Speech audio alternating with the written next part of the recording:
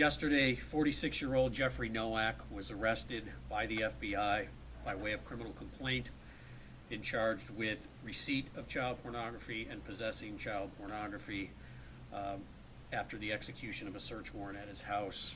The charges of which he's currently facing by way of criminal complaint carry a mandatory minimum of 5 years on one count, the receipt charge with a maximum of 20 years, and on the possession charge, a maximum of 20 years imprisonment.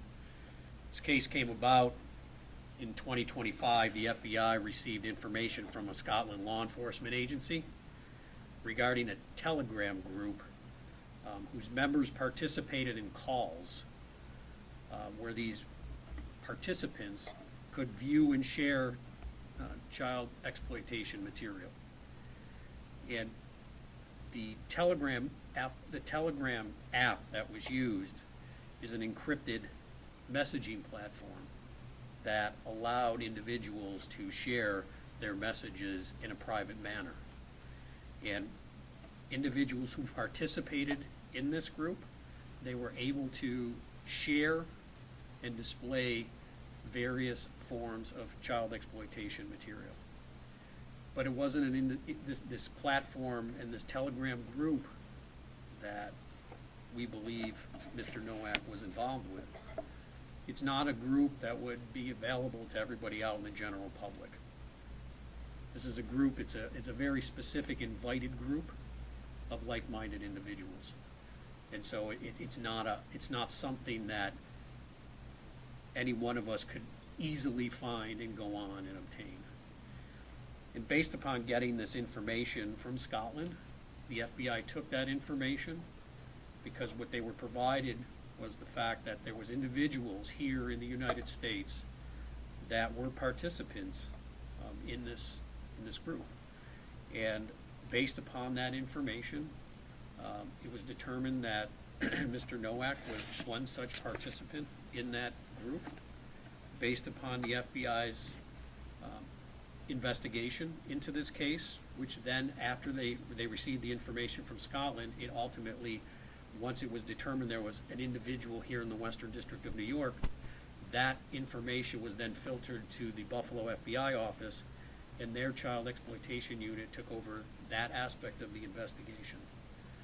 As a result of their hard work, a search warrant was obtained by the United States Magistrate Judge on earlier this week, and yesterday a criminal complaint was obtained based upon the execution of that search by the FBI. During the course of the search, Mr. Nowak, of course, was present. Numerous electronics were taken, and one of, as noted in the criminal complaint, there was a USB drive that was found that was recovered in a Bible case. Based upon the information and the evidence we've gathered to date, there was enough information to charge Mr. Nowak with the crimes of which I've just outlined. At this point, I will open it up to any questions that the group may have. Can you tell us about the arrest itself? Like, how did that happen? Where was it? Well, the arrest was at a home in Lackawanna. And His home? Or? we believe it was his father's home. So the arrest transpired, the arrest happened as a result of the search of that residence. When agents made entry, they encountered Mr. Nowak. They obviously, as they take normal steps, they secure the scene to make sure it's safe for the agents and the officers that are involved. And then they conducted their search and recovered a various amount of electronics, including the USB port or USB drive. The complaint says that he was looking at child exploitation at the time? Yes, that's what the investigation has demonstrated so far, is that at the time that the FBI went to the home to execute the search warrant, that at around that same time that we believe he was viewing child exploitation material. Could you just clarify, you mentioned in the opening statement about the mandatory minimum of 5, can you clarify that again, is that just for that one count?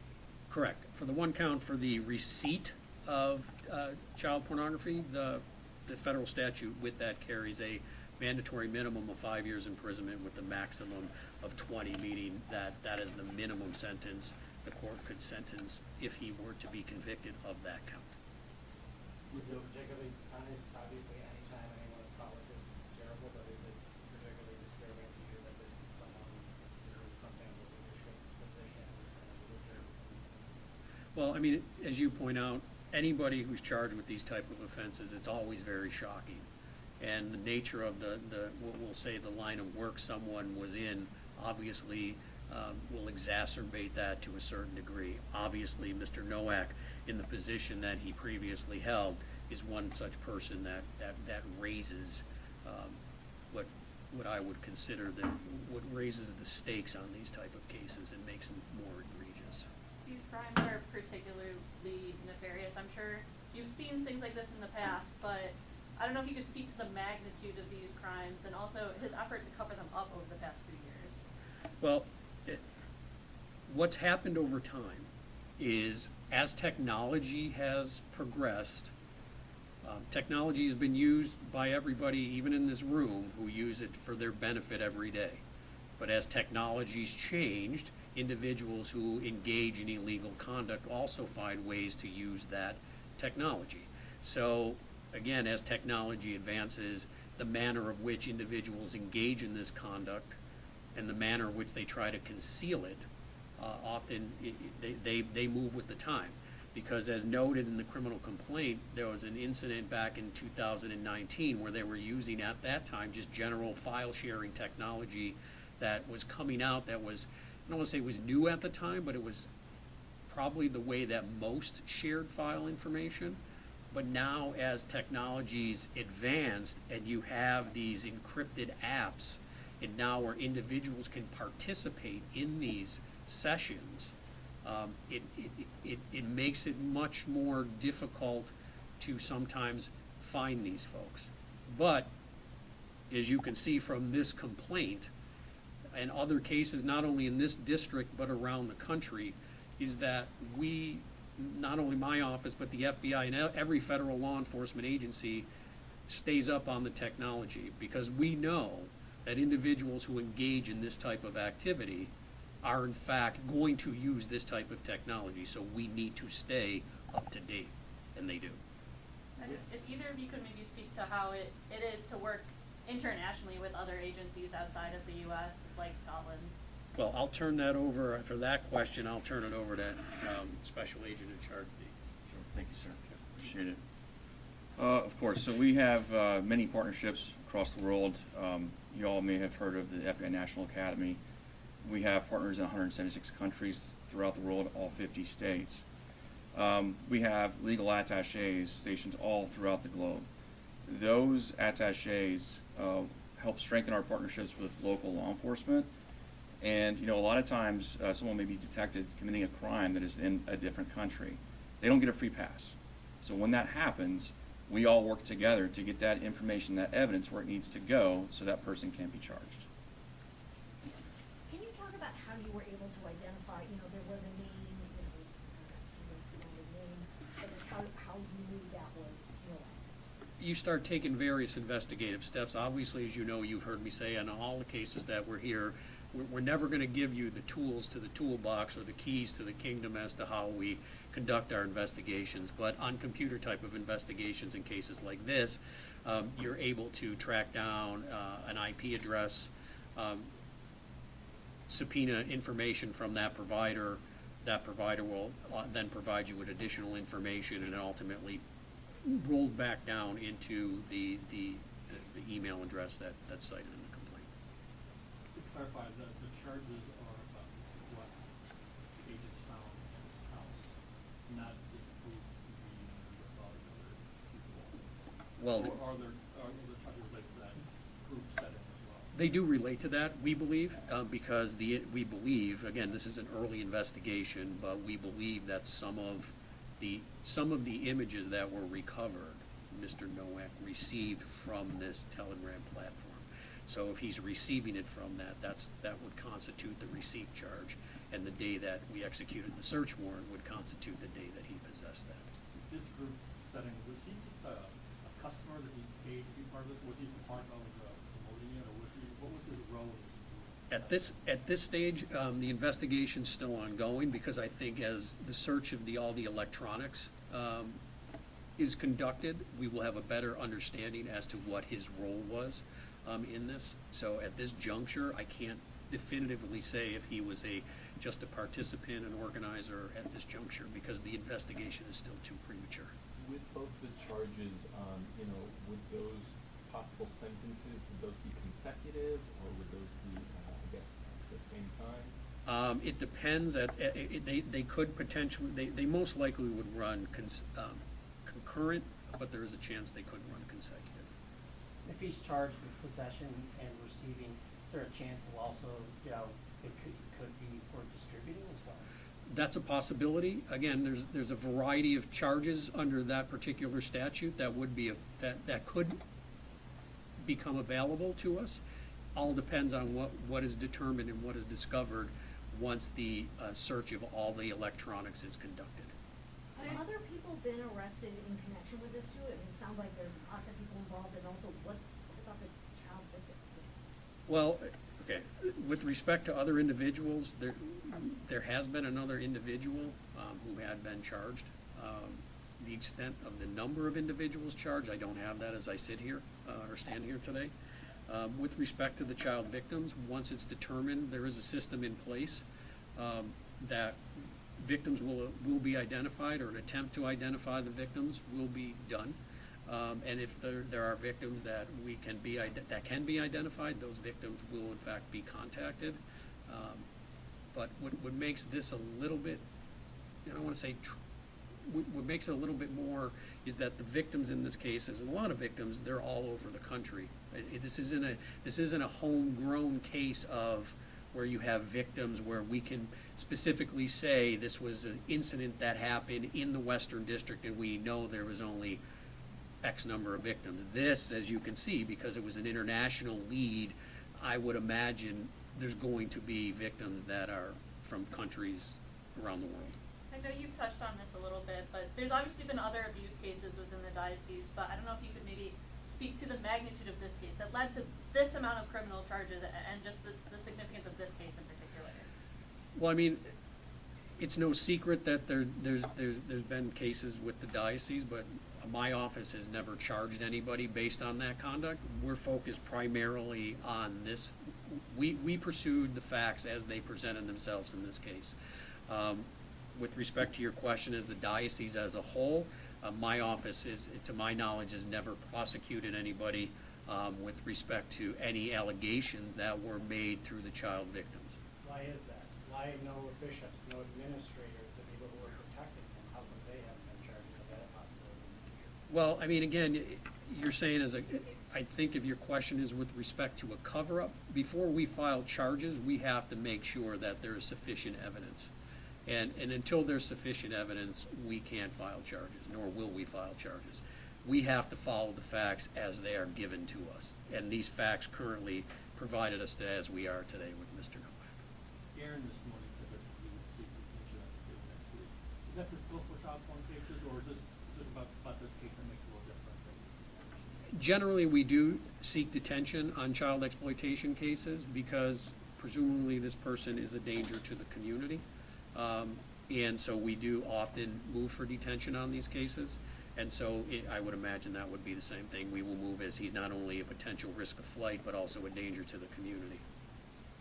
You said If this was an international case, that's why this was put on your radar, or how did this come about? Well, as Special Agent in Charge Davis had indicated, that we partner, federal law enforcement has partners throughout the world.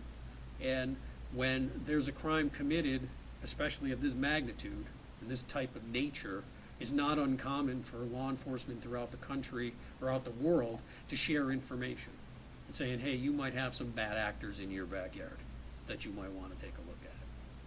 You said the case starts in 2015, is that what I heard correct? Well, this case actually started in we believe sometime, we believe it's sometime in September of 2025 and continued up until July 8th. Can you just clarify who that other, so there's one other person that was? Well, there was one other person, I'm not at liberty to disclose who that individual was that was charged or what district they are charged in, but there was another individual who in fact been charged. Did they know that he was a priest, or was it just kind of like it happened to be that he was also a priest? When you say Like the they, group, I who, guess. well, what happens is when information shared, we don't know, when the FBI gathers in, any law enforcement agency gathers information like this, we don't know who that individual is. Because all we're dealing with at that point is generally IP addresses. And so you have to start walking back to determine who it is. So when that first set of data comes across or information comes across, we don't know whether that person, what their occupation is, what they do for a living. We now have to start doing, the FBI does, takes a very methodical approach to investigate, to basically back into who this individual is. So it doesn't come across with a list of, hey, this is the individual by name and this is where they live. It starts generally like, here's some IP addresses and some email addresses, and then we have to take those steps to determine who that So that individual group is is. just kind of a mix of people in Scotland, like the Telegram group. is a Correct. mix of people. They're generally, but they all have a like interest. Okay. Can I ask that, like interest, there's really disturbing words that pop up, like satanic, 666, I mean, was this like a satanic? At this point of the investigation, I don't believe there's anything that points to that. Again, but it's an ongoing investigation. There was nothing that I have any reason to believe, and you can correct me if I'm wrong, but that there's anything that would show that this was any type of satanic ritual. I think it was more of a group that was interested in the type of images that they were sharing amongst one another. Could you just walk us through the timeline one more time so we make sure we have the dates correct? Well, the case here opened up in, we believe, in September of 2025 when the information comes across. And then through that time up until yesterday, when we got a search warrant, that all the steps I had just described occurred from that initial lead and then to up until yesterday. So it's this, we believe this is conduct that's gone on for, I don't know, 8-9 months. And that nothing in 2019 or 2015 is involved in this case yet so far? We don't have any reason to believe that at this juncture, but as I've said once, the investigation's ongoing and we will know a lot more once we have an opportunity to review the evidence that was recovered. Do you think this investigation will open the door for other investigations, maybe at the state and county level? I can't speak for the state and county level. Obviously, we have a cooperative relationship with both our federal, state, and local law enforcement partners, so if there's anything that would warrant such information to be shared, I'm sure we would, but I can't speak on how they will respond to such a case. But I do want to close for myself, but I do want to turn it back over to the special agent in charge because he has a couple messages with respect to victim cases like this. Thank you, U.S. Attorney DiGiacomo. I appreciate it. I am going to read a statement. This is a very serious crime. This is a very serious topic, and there are some points that I want to make sure that I hit on today. If you take anything away from this case, just know that the FBI is fully committed to protecting children. Today is about the innocent lives and our efforts to help them remain innocent. I want to extend my deepest condolences to all the victims, families, the community members impacted by these disturbing allegations. No one wants their child to be a victim or to find out that they are a victim, especially when they trusted someone who took a vow, someone who was protecting the innocent with the guise of faith. Every image or video depicting child sexual abuse is evidence of a real child being victimized. Behind every file shared is a child whose abuse is recorded, and it is shared over and over again. FBI Buffalo's arrest demonstrates a simple truth. No one is beyond the reach of the FBI. Whether someone hides behind a screen name, encrypted applications, or an international platform, the FBI has the investigative capabilities, along with our law enforcement partners, to identify those responsible and bring them to justice. No vestment, no title, no profession, no position of trust places anyone above the law. When someone has earned the trust of a community and is accused of exploiting children, that betrayal cuts even deeper. Again, I want to recognize that today's charges may be especially painful for members of the faith community and anyone who has placed their trust in the defendant. Protecting children is not something that law enforcement can do alone. If you suspect a child is being exploited, if you recognize a child who may be the victim, or if you have information about someone producing, possessing, or distributing child sexual abuse material, please, you can submit a tip to us, tips.fbi.gov, or you can call 1-800-CALL-FBI. If you are the victim of such crimes, please do the same, tips.fbi.gov, 1-800-CALL-FBI. One tip can identify a victim. It can stop ongoing abuse. It can save a child's life. Child sexual abuse material is not a victimless crime. Every person who receives, possesses, or distributes these images fuels the continued exploitation of children. This investigation is another example of the strength of our partnerships.